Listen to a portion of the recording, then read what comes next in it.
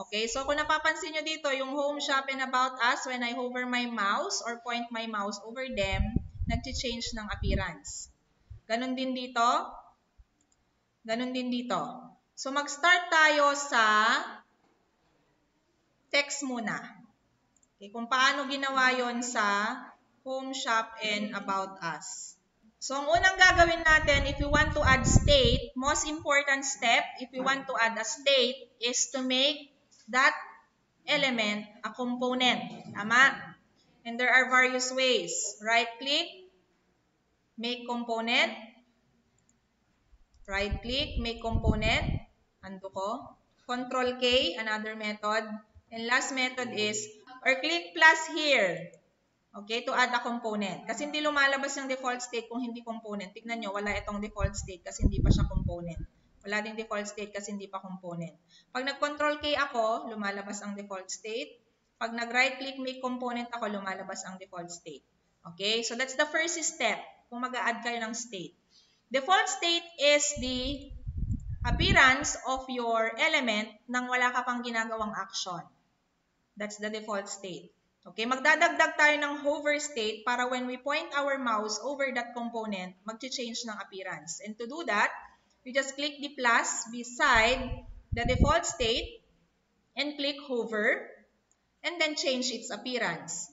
So make sure na nakaselect ang hover bago ka mag-change ng appearance. So pwedeng palitan mo ng kulay. Ito, mag-change siya ng appearance from black to yellow. Kunwari ganon. So just change the fill here. Pwede din naman na gawin mo lang siyang bold, parang yung ginawa ko, semi-bold.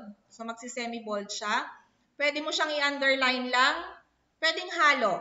Change color, bold, underline. Basta may change sa appearance. Pwede rin na enlarge mo. Pwede din ganon, once you point. So, kung titignan natin dito, ito yung default state niya, original appearance. Ito yung hover state niya once you point your mouse over it. Okay? And make sure to go back to default bago kayo mag-preview.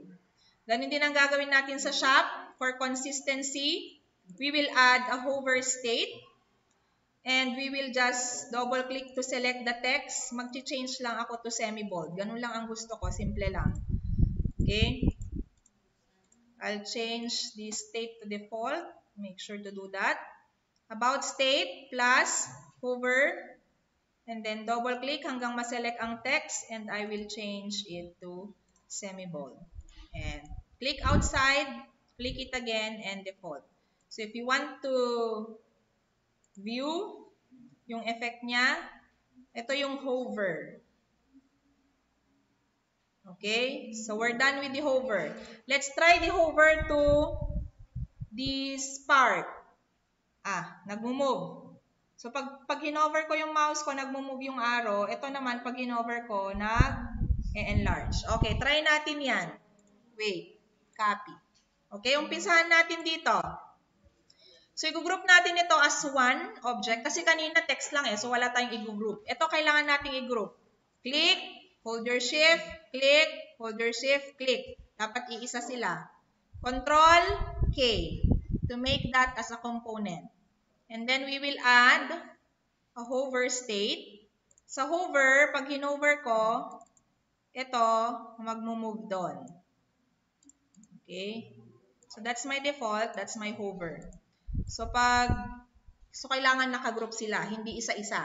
Okay? So, paano ba siya naging group? Sinelect ko lahat and then Control K. Pag kinontrol K mo kasi ang more than one element, automatically nagiging iisa sila. Okay? So, pag ipo-point natin siya, yan. Okay, so that's hover. Next. Ito naman. Okay. So, gagawin natin component itong dalawa. Paano? Control K.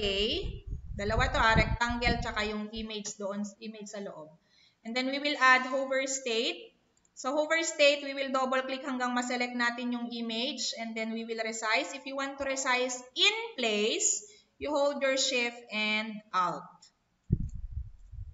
Okay. So this is the default state. This is the hover state. So when you play,